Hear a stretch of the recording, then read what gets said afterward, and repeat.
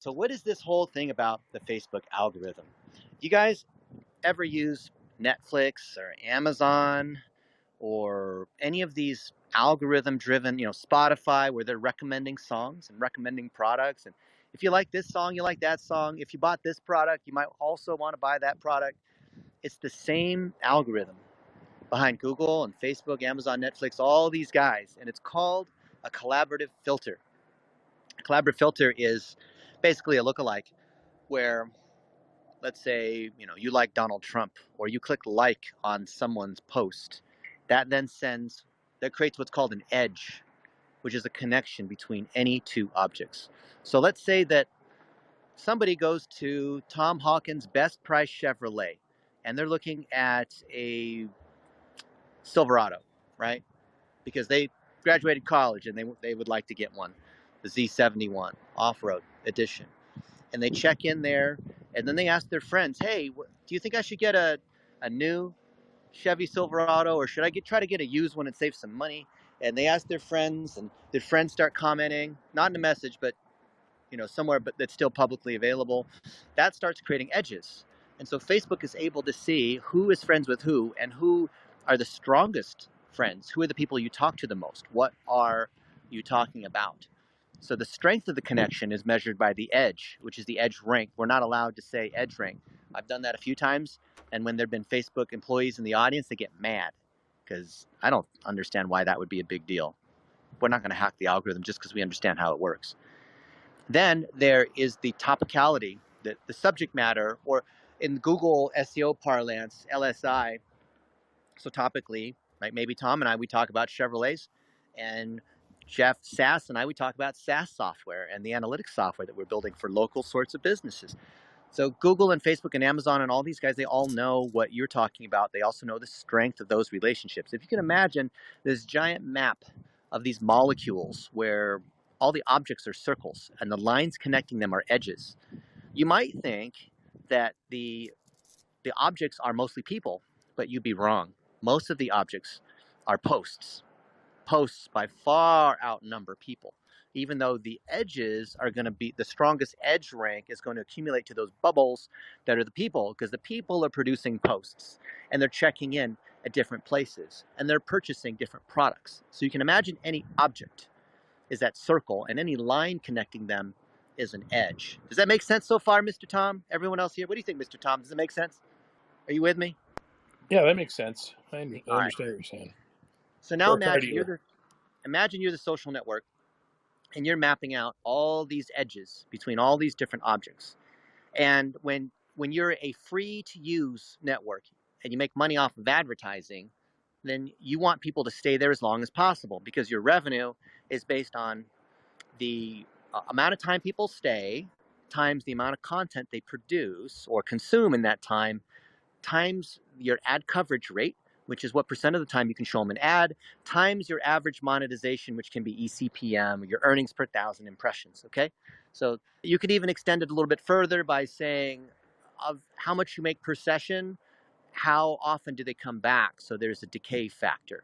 So the total lifetime value of a user is equal to the number of sessions that you predict over time times the number of page views per session times the percentage of page views that have ads on them times your ad monetization rate when you do show them an ad, right? That's the math when you get to use the network for free and you monetize it through ads when you're the network.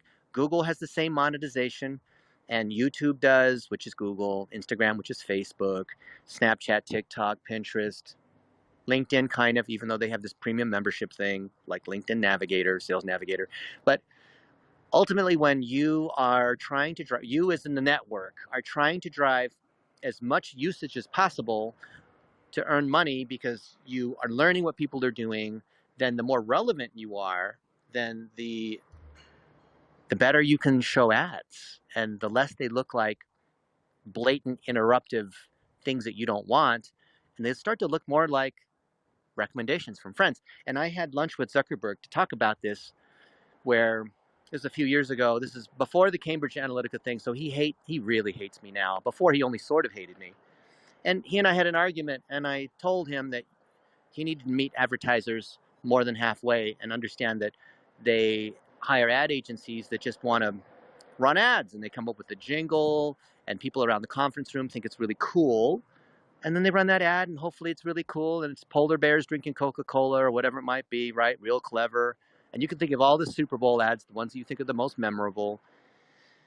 And that's the way advertisers are. Right, Tom? What kind of ads do car dealerships run? There's bigger car dealerships still do some branding ads on radio and television, and they're branching off in some of the OTT things. But a lot of it is digital now. They're working with third-party aggregators to send them leads on used cars and new cars. It's a lot of Facebook marketing too. Yeah? And what's working in that Facebook marketing? Well, we've just ventured into Facebook marketing for the first time around Thanksgiving time, and almost doubled our website traffic just with $1,000 a month in spend, because we're using a company that is able to deliver about the lowest cost, responsive ads of anybody around. I was referred to them. They're out of Minneapolis, so that's been a very good deal for us recently. Yeah, and so there are dynamic ads that are specific to auto and travel and retail and whatnot. They're basically versions of dynamic ads. But Yeah, back with to, some retargeting. yeah, it's mostly it's going to be retargeting, because then you know so much about them. Well, now with iOS 14.5, maybe not quite so much, but still the Right. basic concept's true where you have their information. So Zuckerberg said to me, because I told him, hey, you need to do more of like what the ad agencies want, because they're not willing to collect the kind of UGC and make vertical videos and Instagram stories and Instagram reels and WhatsApp. They're just not ready to do that, okay? There's a way that people like to do advertising, and you're just going to have to. They do TV, radio, billboard, right? They just want to do it that way. And you'll get some people that are early adopters, like Dr. Laura here, who I invited to come up the stage. But most people, you just need to meet them where they are. And he said, no, I believe that people will learn how easy it is to harness the power of the customer so that the ads become relevant. And the more relevant the ads are, this is what he told me, and it's played out to be true, so you can't say he's a liar. The more relevant they are, the more we're going to reward the advertisers. In other words, what he's really saying is the more negative feedback you get, the more we're going to penalize you. And then your ads, they cost more. You pay more per impression, which means you pay more per click, and you pay more per conversion, right? Because the base cost of the traffic, no matter what bid optimization strategy you choose, is going to cost more, no matter how you choose it. So if you don't do posts that look like they're entertaining and fun, doesn't mean you're singing and dancing, but they need to be edutainment. They need to say something. They need to be interesting enough that someone might actually forward it. They can't obviously look like ads. They have to be vertical instead of landscape. They have to have video instead of images. They have to be lead ads instead of sending to the website as the call to action. They have to do remarketing against what you already know about them. So it's a sequence of ads instead of all cold ads to everyone within a 10-mile radius of this suburban town that Tom has his dealership in, right? And the algorithm that governs organic and what shows up and makes things viral or not is the same algorithm on the Facebook ad side when you boost a post. Why is that? It's because Facebook wants to show the things that get the most engagement. So when you boost a post, that is the same thing as choosing post engagement inside Ads Manager. And when you do boost a post, you're actually cannibalizing your organic engagement, meaning it's stuff that the algorithm would have chosen anyway, but because you chose to pay for it, then they can't show it organically because it's already been shown. So why would you do that? Because it's the same thing as brand bidding on Google. You're going to bid on your name. You're going to bid on your product name. You're going to bid on Hawkins Best Price Chevrolet. Well, why would I bid on it when I'm already ranking on it organically? Because you get more real estate. Wouldn't you be okay with paying an extra 10% in rent to get twice as big of a property? I would, right? Instead of a little place in the mall to get the anchor thing like a Macy's or, whatever. Of course, a Nordstrom. Of course, I want more real estate. Of course, the brand traffic is going to convert better, has a lower cost per click, has a higher quality score, which you have on Google. So it's worth it. You might have 20% cannibalization, as Google says. Google says 20%. I say it's 25. But either way, for every 4 conversions you get, one of them you would have gotten anyway organically, but it's still worth it because you still got incrementally 3.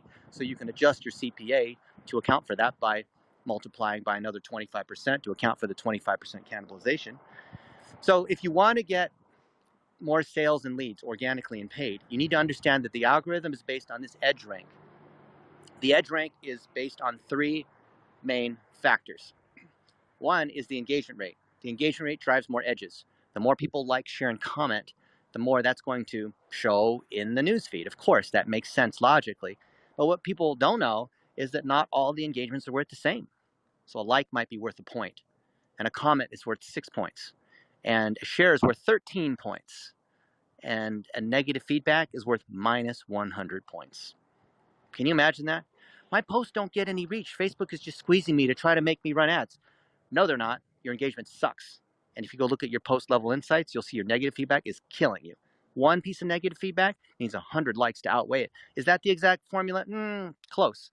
I was at Facebook headquarters eating their barbecue, which is delicious, in Menlo Park, and some of the ad engineers basically confirmed this to me they can neither confirm nor exactly deny, but basically admitted to me that there is a points-based system. It's not exactly an exact, 6 points per comment or 13. It can vary based on different areas, but generally a share is worth a lot more than a comment, and a comment's worth more than a like. Of course it is, right? Because when someone clicks share, they're putting their reputation behind it, and a share in the Facebook algorithm, in the newsfeed, in their ecosystem, counts as a new post. Did you know that?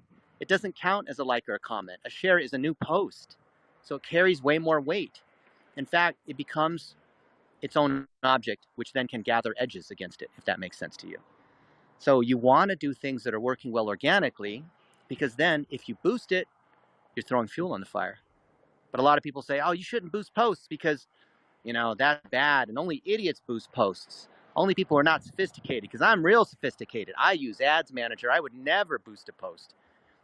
Ladies and gentlemen, I've spent $1 billion of other people's money on Facebook ads for the last 14 years.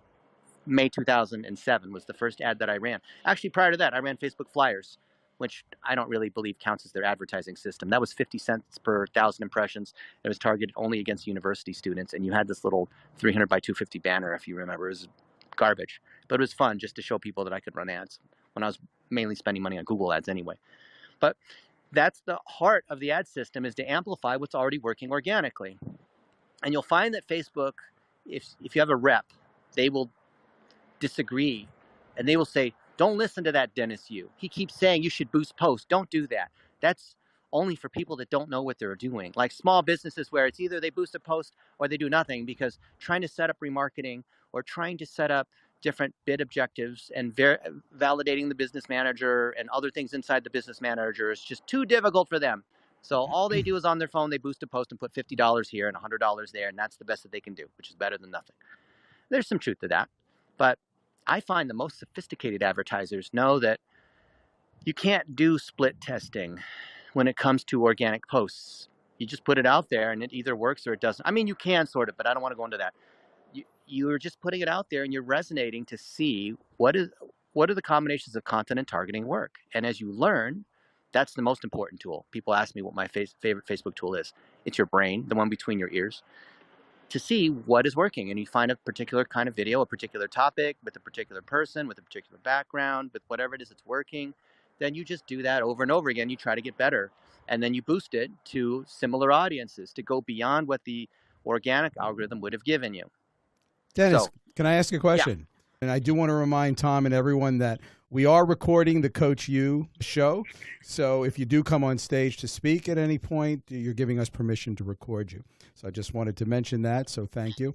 Dennis, it's just interesting listening to what you're saying, because I mean, even before Facebook existed, I used to say that advertising, when it's very well targeted, becomes content. If you're a fisherman, you want to know what the latest fishing rods are. I'm not a fisherman, for the record, but you want to know about the things you're interested in, and it becomes content. So listening to you talk about this and boosting posts, it sounds a lot like what you would say about white hat SEO, meaning that just creating great relevant content and treating your advertisements as content is what's going to make them work better. Am I off here, or is that right? No, you're right on. You can't make chicken salad out of chicken shiitake, right? Out of chicken shiitake. You need to have good content. Here's an example.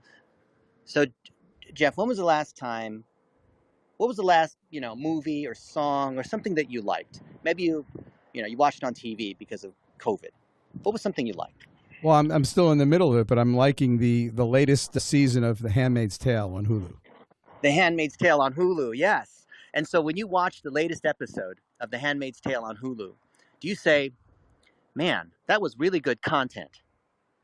No? No, I Or say it was no? just Okay. a great show that, Uh-huh. sparked my interest, made me feel some emotions, and made me want Yeah. to see more. Yeah. And in 2 weeks from now, I'm in Las Vegas, but I travel a lot. In 2 weeks here in Vegas, the Cirque du Soleil shows are starting to open up at the Bellagio and some of these other places. Now, have you guys ever seen one of these Las Vegas shows? Do you ever think when you walk out of there after they're doing all this acrobatics and like weird sorts of dance, like just wow, I can't believe people can move like that and dance like that and play music like that. Do you ever come out of that saying, wow, that was 90 minutes of really good content? No. Content is a bad word.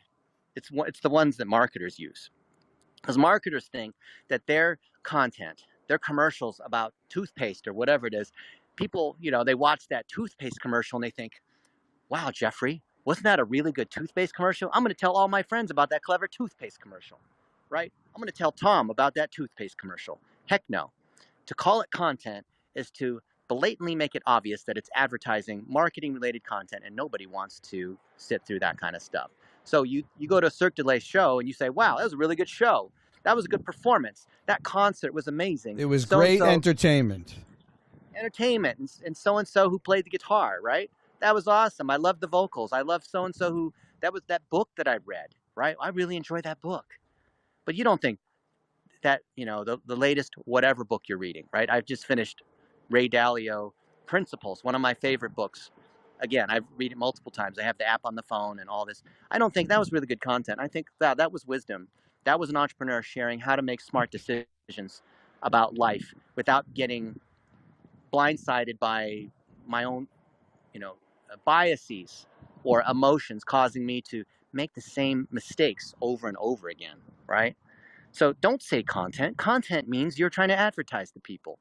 So the way the algorithm works is we want engagement. Engagement not because we're posting silly cat photos that are trying to get people to click like, but things that actually are meaningful and come from the heart or cause people to go, or cause people to say, I really want to follow Dr. Adrienne Laura because I see she has a heart and she also knows a little something about caring for women. And she runs a Celebrating Women's Center in Oxnard, California. And I really want to be around caring sorts of people like that empower women and build relationships. I feel like she could be my doctor, even though I'm a man, right? You want to leave people feeling like that. Now, because she is paying to get Facebook to distribute that to the people that live in Oxnard and even further out, that doesn't make it advertising. That's postage. So if I send a gift, and some of you guys I see in the audience, like Dr. Laura and Ling So and other folks, you guys have gotten socks with your faces on them from me. And when you get that, and I had to pay something like $7 or whatever to ship that through FedEx or UPS, that's social postage, right? So when I have a piece of content and I want to distribute that on Facebook, I'm going to pay, instead of FedEx or UPS or Uncle Sam, I'm paying Facebook for postage to deliver my message. So just because you get a package, so I got a package a couple hours ago from FedEx, and it was some more electronics equipment because I had all my fancy video equipment, all the equipment in my studio was stolen a couple of weeks ago. I'm very mad about that. It's like 20 grand of equipment, and we all know who it is. I had to replace that stuff, and so the FedEx person's bringing it, and the Amazon or these other people that I'm buying the equipment from, like B&H Photo, they had to pay the postage to deliver that stuff to me. So think about your content, whether it's organic or paid, you're trying to get delivery, and your hope is that you can get free delivery. That's why I like Amazon so much. I get free delivery on everything. I order things unnecessarily just because I like free delivery. I ordered a fingernails clipper for $1.19 just because I lost it. I'm like, yeah, whatever. I'm not going to go to the store. It's $1.19. It's got free shipping. Why not? They're losing money on me. So I want as much stuff for free as possible. But then if I have to pay to get a little bit more, why not? Right?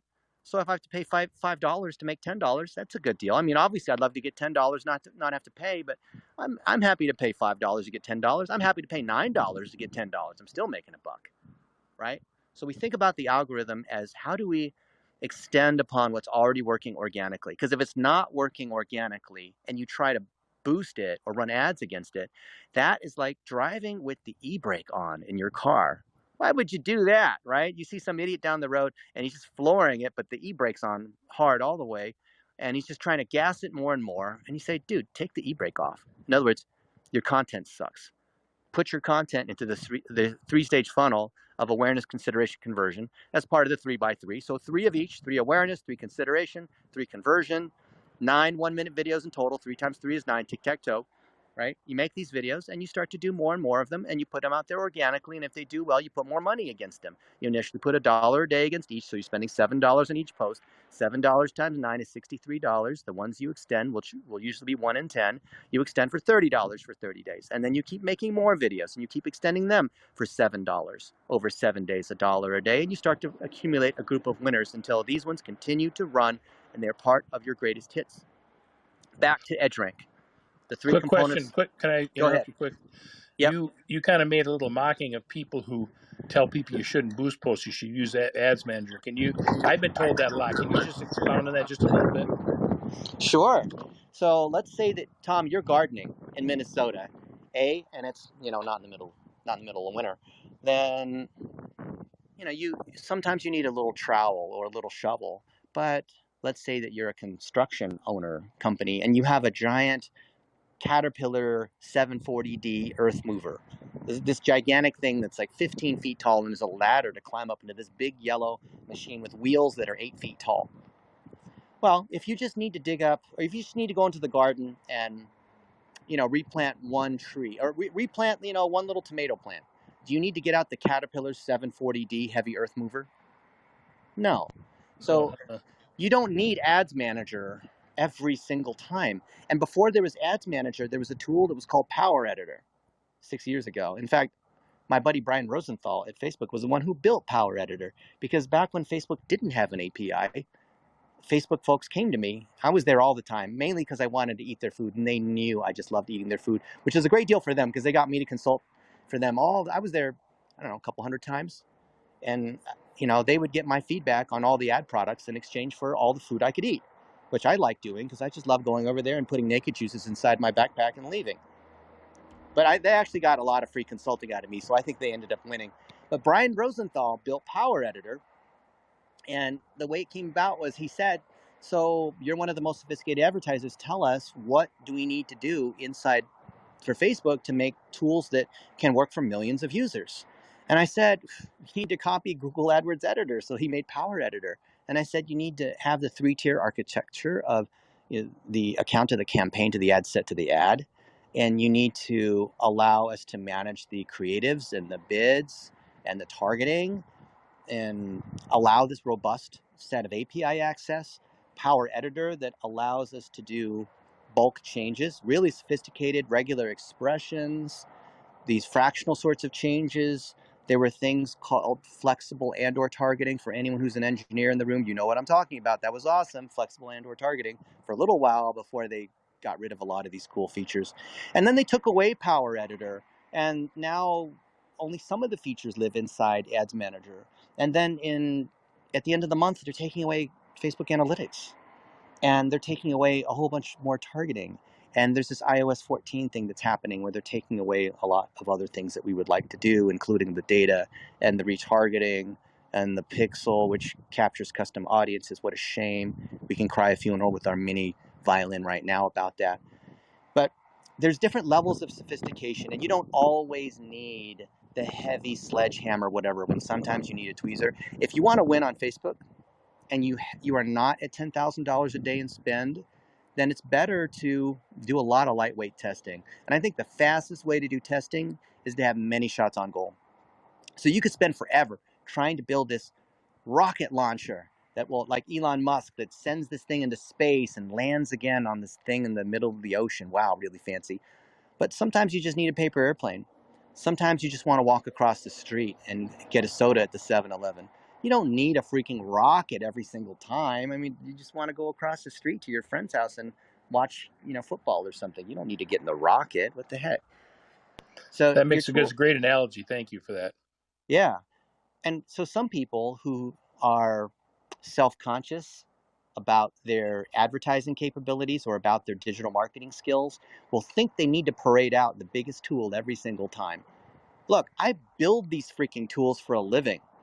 My career has been building these tools. I'm a freaking engineer, right? I started out as a search engine engineer at Yahoo over 2 decades ago, building all sorts of fancy tools that mostly to this day don't exist anymore because people build better tools than I built. But back then, we built some of the best tools based on what was available. And I'd see new engineers try to, because they're self-conscious, they have a low self-esteem, and they want to show that they're using this latest tool and that latest tool. That's how you can tell when someone's junior. They're always in this tool and that tool. And every day there's a new tool. And they never have to deal with the strategy or creating good content or really understanding the heart of the customer and talking to a customer. Can you imagine that? So you're so busy hiding from the customer because you have these tools as this mask to protect you from ever talking to a customer and understanding strategy. Or God forbid you have to put yourself in front of a camera and make a 1-minute video. So you make all these excuses about how these other tools will do all this stuff and bid optimization, all this math and programming. Well, you want to win, you've got to get good at video. And whether it's Dan Henry or me or Billy Jean or Ryan Dice or all these other people, Molly Pittman, Ezra Firestone, we are all saying, John Loomer, all saying, the key to success today going forward 2021 is the quality of your video, okay? Because when you put those videos in there, the system's going to optimize for you. I've had many meetings with Facebook execs, and in the last couple of years, the common lament is, what are we going to do about all these marketers and advertisers that want to keep turning knobs and pressing buttons because somehow they feel that they're doing something? Usually, when you have something that's working, don't touch it. Just let it run or increase the budget. Don't keep making 50 different campaigns or whatever and of the same type. Oh, well, I'm just like a sophisticated Google advertiser. I'm going to multiply 50 headlines times 50 images times 50 landing pages times whatever. Now I've got thousands of combinations of my ads, just like I run on Google ads. I'm going to do the same thing on Facebook. No, you idiot. Figure out a few angles that seem to make sense. Learn why one is working or not. Use your brain to figure that out and only make 1 or 2 variations at a time and then move on to the next one. Learn from that. Don't just blindly make 1,000 different campaigns just because there's 1,000 different kinds of targets that you still have access to. So that's our way of looking at pro-level optimizers. We're very fortunate to see some of the biggest advertisers and biggest brands out there. When we look inside their ad campaigns, they usually have just 2 or 3 campaigns. These are people that spend $100,000 a day. You would think that they just launched their campaigns.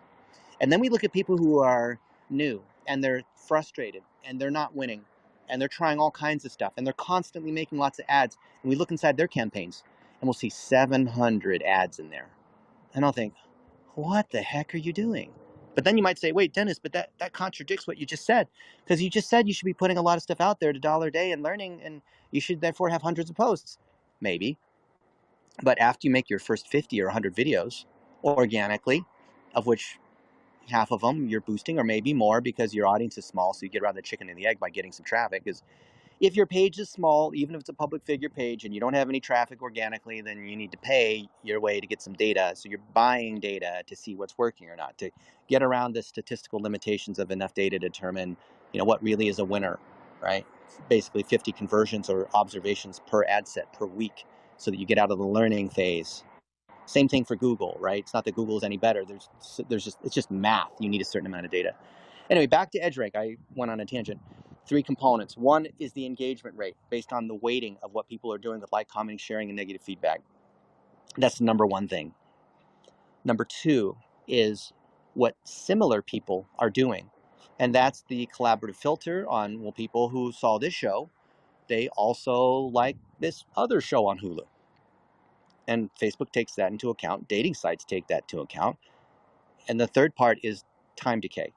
So you could have been really popular, or this post could have done really well yesterday, but it's gradually gotten less and less engagement until it falls off the newsfeed because it's just the score goes lower and lower, right? And so you look at how powerful any object is. Think of it as the amount of water or juice, like SEO juice, that you have inside a container, and all these objects contain a certain amount of juice. You want to gather as much as you can. So just like with Google, your SEO strategy is to get as many links as possible, but from high authority sites, not just random sites from India or whatever. You want sites that have a high domain rank or domain authority, and you want them to be topical. You don't want them to be random blogs that you paid $100 for a site-wide footer link, right? So it needs to be topical. It needs to be from IP addresses that would make sense, because if you're in Minnesota, then you probably want links from other businesses in Minnesota, but not only in Minnesota, but they also have to be talking about buying cars or whatever that Tom Hawkins cares about, right?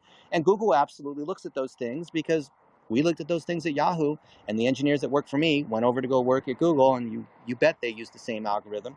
That's why we sued them for bajillions of dollars when Google went public, and we made billions of dollars off of that because they stole our IP, right? Nothing wrong with that. That's business. So it's the same algorithm. And the algorithm that is based on search, to rank on something, this SEO magic guru, witchcraft, Ouija board, voodoo doll, rank number one, secret, can't tell you. No, it's based on links. It's based on juice from high authority sites where you can't fake it unless you actually are in the news, unless you actually have the same kind of link profile, meaning the set of links that other people who rank on the first page have. It's really not hocus pocus. SEMrush, Ahrefs, Majestic, other tools will give you that because they crawl the entire web. Trillion links per day, something like that, right? So the same is true on Facebook, right? Because Google's about websites that link to each other. Facebook is about people that link to each other. What do you mean link to each other? Well, if I click on Dr. Laura's post that she made 40 minutes ago about what the cover of her book would be, then that's a link. Because you can click on it and then it goes to my profile or it goes to her post. Everything you do that is visible generates a link.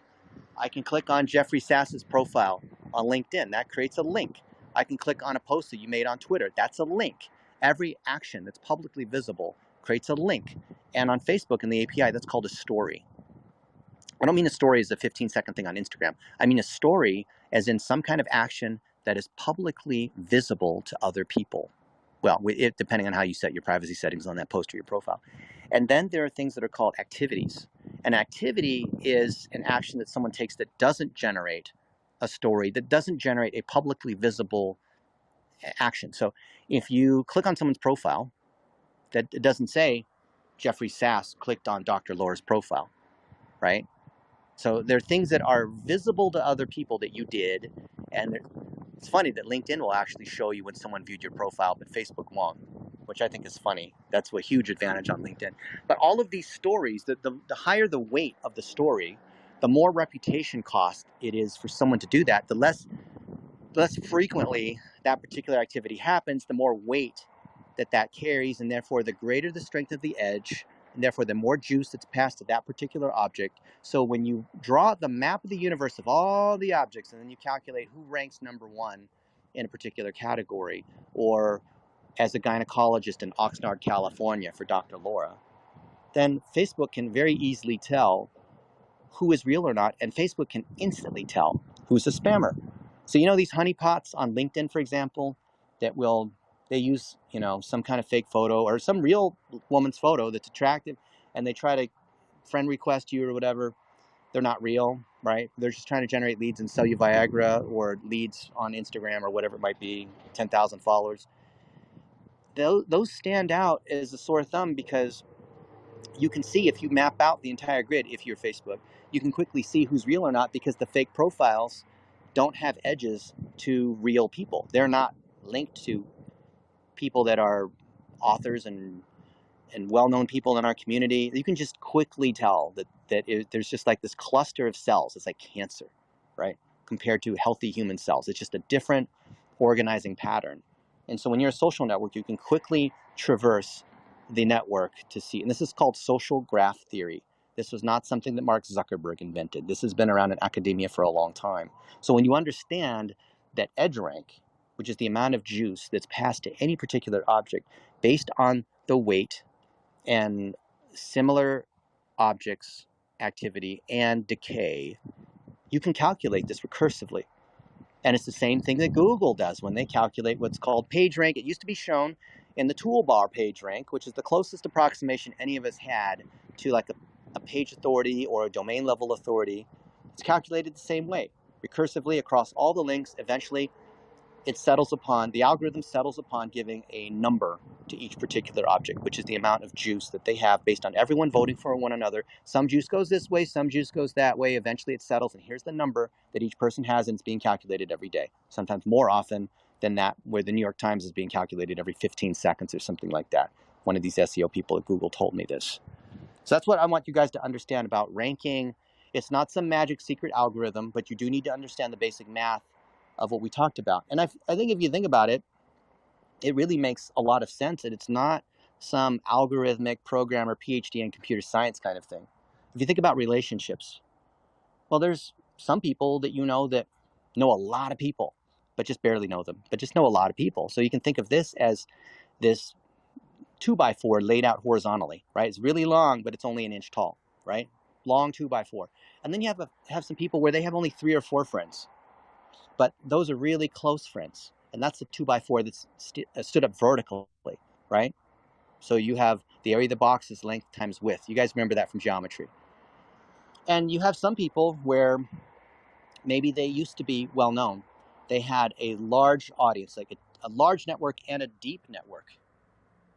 But there's been a time decay because they retired 20 years ago. Now they're just playing golf in Maui.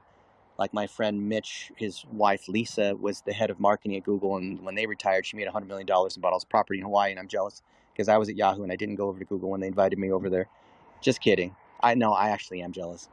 So she was a big deal, but now she's enjoying life as she should be. She's savoring life. She and Mitch are riding their mountain bikes all over the place, which is fantastic.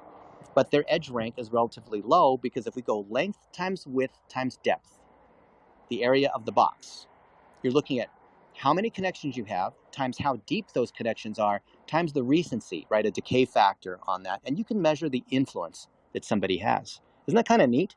Think about how that applies to you. Think about your network, personally or professionally. Who are your best contacts? How strong are they? Some are stronger than others. And how recently have you engaged with them on any social network? And then what is, right? So there's the network, there's the power of those engagements, there's the recency of those engagements. And that tells you something about how much weight you have in the algorithm when it's LinkedIn or Facebook or, Twitter does it to some degree. And you could use advertising to kind of trick the system, right? Because if your weighting is low, you don't have that much of a network. You don't have a lot of authority. You don't have a lot of depth. You don't have people constantly engaging. You've not built a big email list. You don't rank on particular keywords. You're not speaking at big conferences or, whatever it might be. You can just buy your way there. It's just like an election. My friend, Michelle Fiore, she's the mayor pro tem here in Vegas. She invited me to Thanksgiving in Vegas because she knew I was just hanging out doing nothing. And she told me that every single thing in government's for sale. You want to be governor? That's a $10 million race. Because that's just what it costs to buy the votes. And not because you're cheating the system, but because, you have to do canvassing and you have to hire people. And you want president, I want to say it was $1.5 billion. She told me everything has got a price on it. You want whatever you want. You call that sticky or slimy or whatever. But there's a price on everything. And it's just the hard truth. If you want to get a certain amount of reach, if you are Cambridge Analytica or you're the Chinese government and Russians and you want to influence the election, you just know mathematically there's a certain amount of people you need to reach, and a certain number of those people you can get them to think a slightly different way because they don't realize they're being influenced. It's very easy to influence people, especially the ones that think they can't be influenced. Those people are very easy to influence.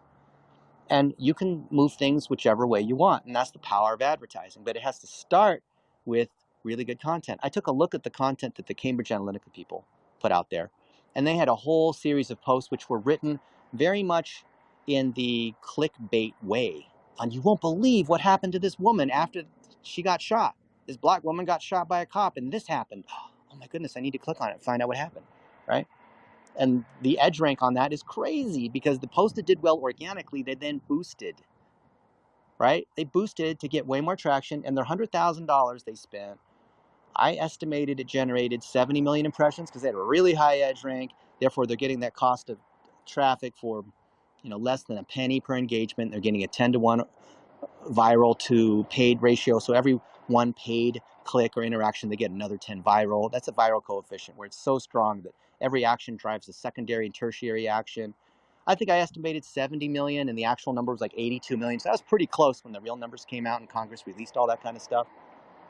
But it's exactly what we need to do. When you see these people that are supposedly sophisticated, like Cambridge Analytica, all they're doing is they're boosting posts. They're putting out a lot of interesting content. Some of it I think is unethical, but let's just hold that aside for a moment.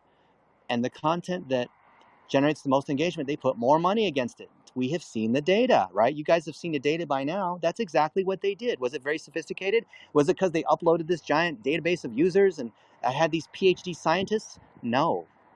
They just put out interesting content, lots of it to see what's working, and they put more money. So the algorithm did the work for them. And so that same algorithm that did the work for these guys is the same algorithm that does the work for you as a small business owner at $1 a day. But it starts with your content, and it starts with your ability to understand that it's not advertising, but it's something that you happen to pay for. When it's good, you're going to put more. You're going to throw fuel on the fire. You realize that chicken salad cannot be made out of chicken shiitake. So that's what I want you guys to think about the algorithm. And I'd love to open it up to questions now and see, what do you guys think? Yeah, Dennis, I have a question while we get people to raise their hand and come on stage too, which please do if you're in the audience and listening. So you talked about doing, starting at $1 a day, but what if you are spending $10,000 a day or $20,000 a day? Do these same principles apply? Because one of the challenges when you scale seems to be you find an ad that's working really well on Facebook at a modest budget, but when you scale the budget, the performance drops off. Sure, because when you choose conversion as your objective or boosting, the system is going to find as much as it can of the low-hanging fruit, as many conversions as possible based on, well, if you're spending more than 10 grand a day, you're probably using manual bid targets, and you probably have a series of custom audiences and lookalikes that feed against that one particular ad that you're running. I'll give you an example. You guys remember Purple, the mattress company? They had the Goldilocks ad, viral. Harmon Brothers made the video. They're the pros at making that kind of stuff. So we put $100 million of Facebook ads against that video, and we burnt it out, right? There was just no more. And it was scary because when you burn out a creative, or when you're at risk of burning out a creative, if that creative dies, your whole company hangs on a string. It's just that one thing. You need to have multiple kinds of creatives. So we had a frequency of, I think it was 2.5 or 3 across the United States. And we were targeting the entire United States. And it wasn't because we were lazy. It wasn't because we just ran out of audience or something like that. It's because when you have a winner, starting with an initial custom audience or an email list or people that are familiar with you, so it isn't a true cold audience, and it's converting better than CPA target that you have, then you expand that audience a little bit. Now you run the ad against, everyone that's been to the site in the last 60 or 80 days or whatever it is. Then you run it against your 1% lookalikes. Then your 3% and your 5% lookalikes. And then eventually you run it against untargeted, because now you have enough conversions, you have more than 50 conversions per ad set per day, that you realize, when I initially was running this ad, and by the way, if there's some of you guys that are spending 10K or more per day, you know what I'm talking about. It's true. You can go ahead, raise your hand and confirm with me that this is the case. We've had this conversation hundreds of times, that you had this thing saying, well, our audience is, for USCCA, the United States Concealed Carry Association, it is mostly men that are 30 to 50. They live at home. Here's the whole persona, right? They have a couple kids. They're not hardcore gun people, but they believe they're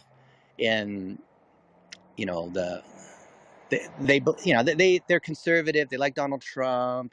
They maybe are more likely to drive a pickup truck, but they're just good family people. And we find that that's working really well. And we took it from $1 million to $10 million to $30 million in revenue, right? And then we realized, hey, wait a minute.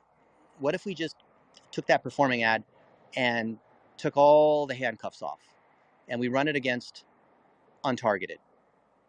Yeah, but there's women in there, but women are less likely to join the U.S. Concealed Carry Association. That's right, because when we choose conversion, then we let the system do the sub-targeting for us. We let the system decide how to bid, and it's just going to be so much better. So that's why when you look at the bigger accounts, you'll see that they run untargeted, and they're running to bid optimization against conversion. And then of the mid-funnel content they have that drives engagement, maybe it's why or how kind of content, it's entertaining, it's some videos, they're remarketing against anyone who has seen half that video or a 15-second view through that video, so they can drive more custom audiences to retarget against, so they have a stronger conversion pool to build stronger lookalike audiences. And I think you're going to find that it starts, the sophisticated advertisers, they start at the bottom of the funnel and they move up. Why? Because they want to feed the strongest signal into the algorithm of people who are converting. Don't start at the top. The user journey goes top, middle, bottom. But us as marketers and advertisers, we start bottom up because we want to feed the cleanest signal we can based on getting our digital plumbing in place. If you don't have your digital plumbing, you should have our people do it for you. That way your tracking and all that are set up properly, so you're not just wasting money. And then you're not going to run into this issue of, or you can stave off the issue of, well, I ran this ad and it burned out a couple weeks later. I had to come up with a new ad and continue to have creative refresh. You still do need to have creative refresh, but you're less dependent upon it because you recognize what the size of the audience is relative to the budget that you can spend. You guys ever get, your favorite band releases a new song and you're so excited for this new song that when you get it, you just play it 20 times per day. And a week later, that song that was so awesome, you're sick of it. It's kind of like that, right? So you don't want to burn out something that's working well. Your budget that you can spend is dependent upon what the available audience pool is that will convert. And the algorithm is going to go for the easiest conversions first, and then your CPA starts to go up. And then things just start to fall apart because Facebook's going to try to maintain against the CPA target that you set. They're honoring your request. We see some people doing things which I frown upon, but it does kind of work. You could take the video and you could zoom in 1%, or you put a red border around it, or just basically re-upload the same video but change it just a little bit to try to fool Facebook, even though it's the same creative but just slightly changed. And it may potentially reset the learning curve and allow you to run that ad again and get just to squeeze a little bit more life out of it. But the smarter approach strategically is to create variants of that video. Larry Kim calls them unicorn children. You have a unicorn? Great. Make unicorn children, unicorn babies. What are things that are similar to that thing? Can you make a video on the same theme with that same person, maybe in a slightly different background, saying things a different way?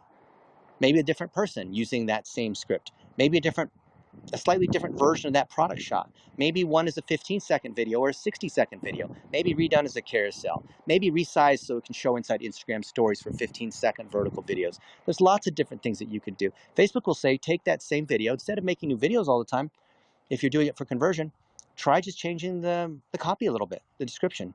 Try changing the button. Try changing the landing page. Try changing a couple of these other things by split testing. That way you can squeeze more life out of an existing asset versus the cost and effort of having to make a new creative. Because, making another video, I guess a 1-minute video isn't really that much effort. But for most people, making another video is this act of God. It's like, doing your taxes or something. People are avoiding it. So that's the way to think about burnout.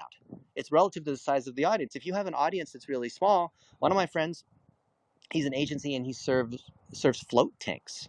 So there's these places you can go for sensory deprivation. You sit in a tank, it's salt and whatnot. And there's only so many of them, and he's already dominated that market.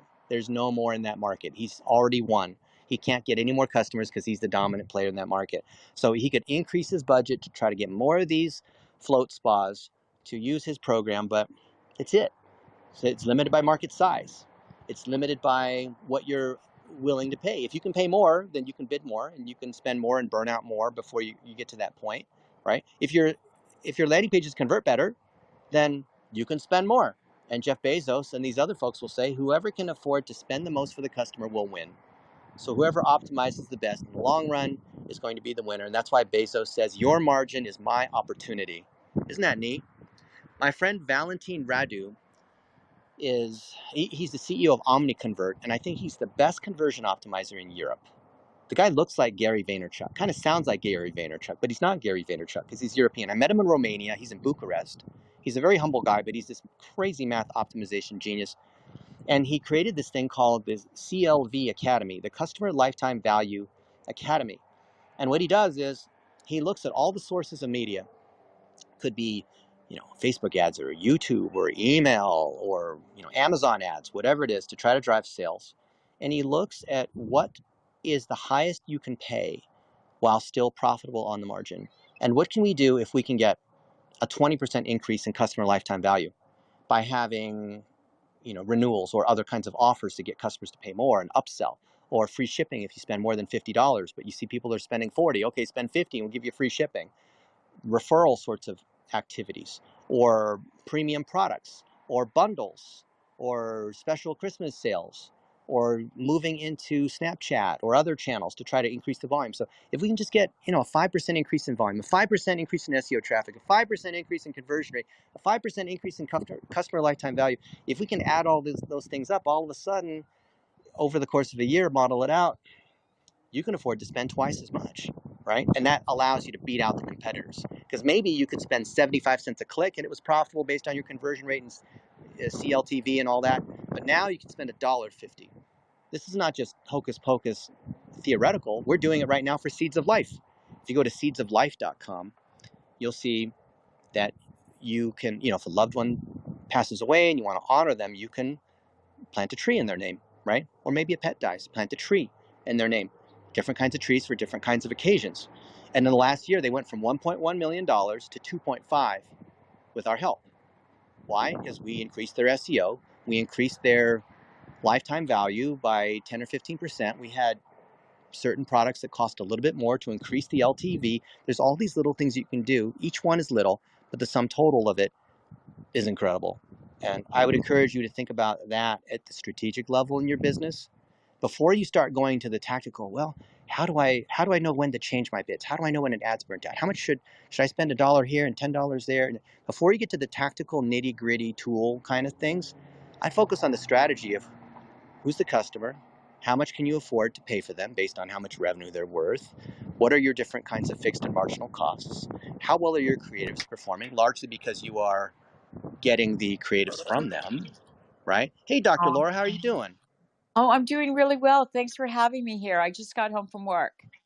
You are fantastic. Dr. Laura, tell everybody about your story in growing your practice, especially with digital marketing and making videos and showing how human you are. And maybe when we were together just a few days ago, and maybe your concerns on making videos and what this means and your preconceptions and what you actually found out. Okay. Well, I think what's really important is when you're working with clients is that you have to make them feel comfortable. And Dennis, that's what you did. I was like, no, shouldn't I brush my hair? And should I wear a mask? And what if patients see me this way and they have a concept of who I am and this sort of thing? And then once we sat down and we had a conversation, and what you were doing was you were asking really, for me, interesting questions about me that brought me out in a really comfortable, natural, organic way. And you told me you were going to clip these up into different segments to show who I was. And it was in my wheelhouse that you did it. So you did it in my office, you did it in my operating room, and you did it with my patients present. And it was something that I thought was great. I didn't have to go to some studio. I didn't have to have shining lights in my face. And I really was, like I said, I think the best word for it was organic. It was really who I was. And that's what I wanted to do. I wanted to present who I was to people who didn't know me. I wanted to validate for those people who already knew me. And I wanted to be, for those who absolutely knew nothing about me, have a piece of me. I wanted to give them a piece of who I was, as well as that dirty word content. Okay? And you did a great job just by being who you are, as you've been over the last 30 years. You're training at Harvard, right? And the different procedures that you offer, the way that you engage with and care truly with your patients is something that just has not been visible on the internet, whether it's Facebook, YouTube, website. So merely just capturing that was the key difference that most people don't understand, because they think it's about the Facebook algorithm, or you got to hire some fancy SEO guru website designer and pay them lots and lots of money. It's not that. It's merely getting who you are, the heart of who you are out there. And then Monique at the front desk and Dr. Dan, the fertility doctor, and showing the whole thing. That's what we want people to understand. It's not the algorithm. It's not the tools. It's not crazy math because maybe you flunked out of calculus or something in college. It's the heart and soul of who you are. Well, actually, that's true. And by the way, I made it to advanced calculus. I really love math. I'm a real geek. But what I wanted to ask you about the algorithm. So someone had said the other day, had advised me that when I post one of my 1-minute videos or I boost it, that I should rely on the Facebook algorithm. I shouldn't target my audience. And I go, oh, I thought I had to go clip out all the particulars. Is that true? Speaking of algorithms? Well, depending on the category that you're in. So things like real estate and renting and employment and whatnot, then you can't use ASL, age, sex, location kinds of targeting. You can't redline, which is, different people in different neighborhoods might be ethnic. So But you know, based on what you've put into that video, the heart that you put in when you were telling a story about one of the candles, or about the lady who is she's getting married in 2 weeks and she's using the new laser, right? The different stories that people have. When people engage on your videos, that actually is your targeting. So the targeting that you set in the ads when you boost a post is really just the initial targeting. It's the initial boundary that circumscribes the pond or lake that Facebook is allowed to fish within. So they cannot go outside that circle, but they can fish anywhere inside there. So the more engagement you have, the more of a signal that the algorithm can then see, well, within, across this giant lake, there's this one spot over here that seems to have the best patients, seems to have the people that engage the most, seems to have the most people to make a phone call, seems to have the most people that fill out a form, seems to have the most people that check in to celebrating women's, your place. Yeah.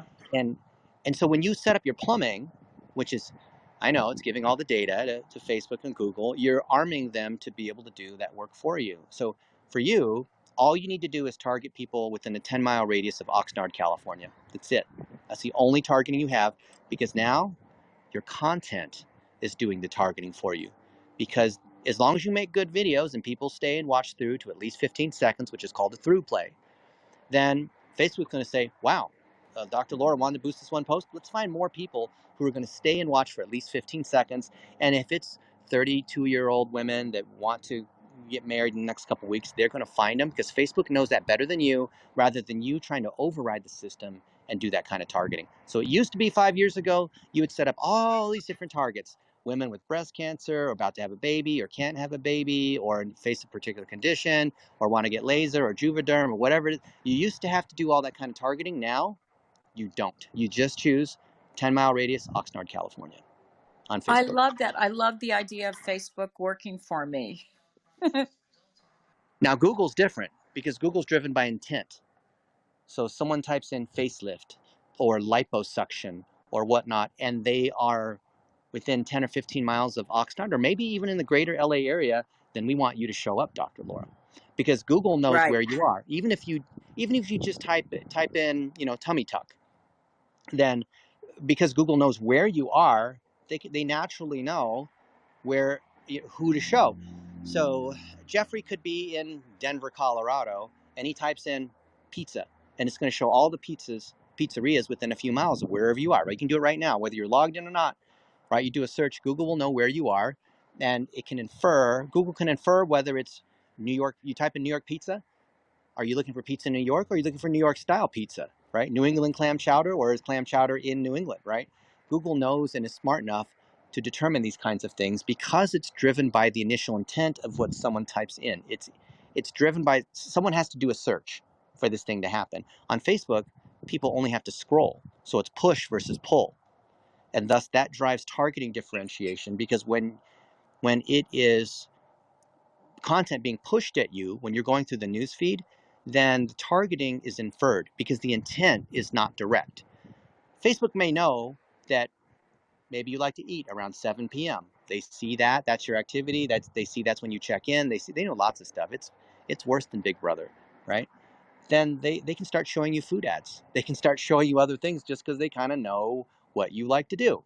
And these things that are coincidences are sometimes coincidences, but often it's not. But Google, because it's pull driven, where someone has to type something into the box for the experience to start, they can rely upon the signal of intent. So people on Facebook aren't typing best car dealership in Minnesota in the box. They're typing that into Google. What they're typing into Facebook is navigational. They're typing in people's names. They're typing in clubs. They're navigating. But on Google, they're searching. So they're not going to type in people's names as often. They're not navigating so much inside Google. So navigation versus search, even though they both have a box to initiate, it's a completely different experience because of a different environment. Yet the funny thing is that even though when people go to Google, you wouldn't go to Google unless you're looking to find something, right? You wouldn't go to Amazon. I saw some crazy stat, like 80% of people who go to Amazon.com end up buying something. Because why would you go there if you weren't going to go buy something? So their conversion rates are just stupidly through the roof. So you see the behavior. People don't go to Facebook looking to buy something. They go look to spy on the ferret and see what the ferret's doing, or these other sorts of people. So when you see that behavior, you might think that the algorithms are different between Netflix, Amazon, Google, Facebook, YouTube, Snapchat, TikTok, and it's not. Because all of these algorithms are trying to get the users to do more of a particular activity, especially on the paid side. So when you look at the paid side, when you choose a business objective, you have a 3-stage funnel. Every single one of these networks has the same 3-stage funnel. Every one of them: LinkedIn, Twitter, Snapchat, TikTok. Awareness, consideration, conversion. Those are the 3 stages, and they have objectives within each of those 3 stages. They are exactly the same. You would think that the same graphics designer or ad engineer built all those interfaces, and to some extent you'd be right, because a lot of people from Yahoo went to Google, who then went to Facebook, who then went to Instagram, and whatnot. They wanted their stock options or whatever it is. But the reason it's the same is not because it's the same people, it's because it's the same algorithm, and dynamically the way you optimize is the same because it's the same people and it's human behavior. When you're optimizing for human behavior, you're still moving through those 3 stages of the funnel of awareness, consideration, conversion, because that's how the mind works. And when we know that, and we're ultimately driving to conversion, which is know, like, and trust, or top, middle, bottom of the funnel, or why, how, what, which is the way I like to say those 3 stages of the funnel, then it's no different than how things have been forever since the beginning of time. Before there was the internet, there was still word of mouth. And some caveman who made better meat than the other caveman who made bread than the other caveman who did shoes or whatever it is, they had these trading sorts of economies, and the quality of the goods that you had drove word of mouth. And if you were known as the really good baker, then you got more meat than the other one who wouldn't get as much meat for the trade, right? And there was still engagement, just different kinds of engagement, but there's still the idea of know, like, and trust. So all the social network stuff has done is made visible what was already there since the beginning of time and put it into a public format. The stuff that's going on with blockchain is taking it a step further. It's not because people are trying to bump up the hype on all these shit coins. It's that there's now a ledger that's tracking all the things that people are doing, and everyone is storing this historical record of what everyone else is liking, sharing, commenting, buying, and whatnot, right? So now there's going to be one social network and maybe even one eventual currency that wins across the whole thing, on which there's an algorithm that sits on top of all that data. When that data becomes public, it no longer becomes in the realm of Facebook, because when it sits in the ledger, in public ledger of blockchain, and depending on which blockchain you think is going to win, Ethereum or Bitcoin or whatever, that is going to eventually kill the social network, because the algorithm needs data in order to score people and make recommendations. If the data becomes public, then anybody can build an algorithm, and then Facebook no longer has the AOL walled garden lock-in. And I'm excited to see what happens in the next 10 years. I don't think there's going to be much of a Facebook when this thing happens, and I think the government or blockchain is going to kill it. But the algorithm's still going to be the same, because the algorithm that we've talked about that powers your recommendations on Amazon. Oh, you bought this? You might also like that. Same algorithm. It's a collaborative filter. It's been around forever. You've just had some people that have commercialized it and tried to pull all the data for themselves. Google wants all the data for themselves. That's why they're killing all third-party cookies by the end of next year. Apple wants all the data. That's why they have this iOS 14.5 prompt. Facebook wants all this data. That's why they're saying, we're not going to share data with these other people because the government says we shouldn't. No, they don't want to, and they're using the government as an excuse, right? All of these guys, Amazon famously doesn't share data with anybody. You can pass them data. It's like Hotel California. You can go in, but you never leave, right? All these guys want to have your data, but they never want to share it with anybody else. And you're going to see these greedy, hungry hippos at the trough expose themselves in the next few years. But I hope our time together today, you see where that's going, and maybe it caused you to think about things in a slightly different way. What do you think? I'd love to hear Jeffrey, Tom, Dr. Laura, or Colin. What do you guys think? Well, I think, Dennis, as always, you dropped amazing gems tonight. You are the diamond dealer of SEO and algorithms. No, it's really interesting to understand. At the end of the day, as you said, it goes back to the beginning of time, and even those merchants, before there was any technology, they sold their goods by telling good stories, by engaging with the townspeople and touching them on some emotional level that made them come back and trust them and want to buy their goods and services. And really nothing's changed, right? Amen. Tom or Dr. Laura? Well, I just going to say it's been great kind of learning the real deep and understanding. I know the thing that I learned tonight was that boosting posts is okay, that you don't have to be ashamed because you want to boost and not get in and use ad manager to the deepest degree. And I think that'll benefit me, and also to get in and really look closer at my insights to how to take some of your organic posts and boost some of your organic posts that are already successful. That was something else I learned tonight that was very valuable. So thank you. Awesome, Tom. How about Dr. Laura? What do you think? Well, I think that, just replying to Tom, I think, first of all, there's never anything to be ashamed of if you're trying. Okay. And I think people have to drop that word from themselves, shame. And if someone is shaming you, then they aren't in your wheelhouse. Then drop them to the wayside. So that's my personal opinion. And then when it comes to advertising, Dennis, what you've always taught me is authenticity. So we're using words like organic, or we're like naturally you, or storytelling. I think everybody, when they're being themselves, is authentic. I think everybody has a story to tell. I think everybody needs to own themselves and own their story. When you do that, not only are you happy, but what you put out there is what people want to hear. They want a piece of you, period. Okay. They may not admit it, but I know as a doctor, certainly they want a piece of me. They get really excited when I put out information about health, or I tell them about me. I was really shy in the beginning about, I thought I had to keep up this doctor persona where I didn't let people know who I was, or that I made mistakes, not medical errors, but that I was silly, or that I got into car crashes. Actually, the UPS truck took off my door on my Beamer. But these sort of things, they want to hear about who you are as a person and making yourself real, because then they feel like they can trust you. They feel like they can buy from you. They feel like they know you. And I think that's what you've taught me, Dennis. And that comes, all of us have that in us. We are all authentic and we all have stories. So amen. Amen. And I see that we have Angela Myers in the audience. Maybe if Angela, you want to unmute and share some knowledge or some thoughts. I moved you up to a speaker if you're interested.